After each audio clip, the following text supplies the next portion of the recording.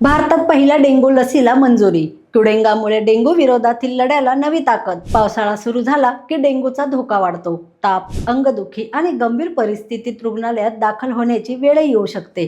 मात्र आता डेंग्यू विरोधातील लढ्यात एक महत्त्वाची बातमी समोर आली आहे. क्युडेंगा या डेंग्यू प्रतिबंधक लसीला भारतात मंजुरी मिळाल्याचे सांगण्यात येत आहे. विशेष म्हणजे जागतिक आरोग्य संघटनेनेही या लसीची शिफारस केली आहे. नेमकी ही लस काय आहे, कोणाला घेता येणार आणि किती प्रभावी आहे, चला तर मग पाहूया. नमस्कार, मी रागिनी. आपण पाहतात रोखोक महाराष्ट्र न्यूज.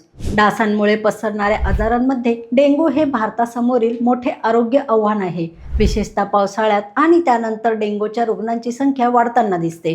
याच पार्श्वभूमीवर जपानची औषध निर्मिती कंपनी टेकेडाने विकसित केलेल्या क्युडेंगा लसीला भारतात मंजुरी मिळाल्याचे वृत्त आहे.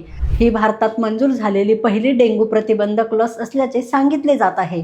माहितीनुसार 4 ते 60 वर्ष वयोगटातील व्यक्तींसाठी या लसीला मंजुरी देण्यात आली आहे. लसीचे 2 डोस घ्यावे लागणार असून दोन्ही डोसमध्ये 3 महिन्याचे अंतर असणार आहे.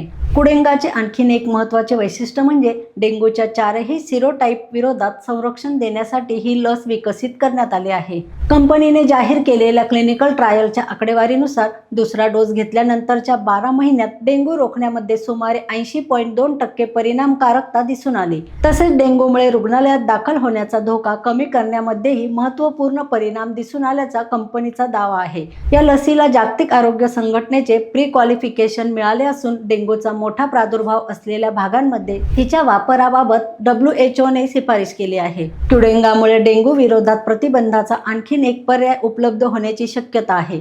मात्र लस उपलब्ध झाल्यानंतर ती कोणासाठी योग्य आहे आणि कोणत्या परिस्थितीत घ्यावी यासाठी डॉक्टरांचा सल्ला घेणं आवश्यक आहे.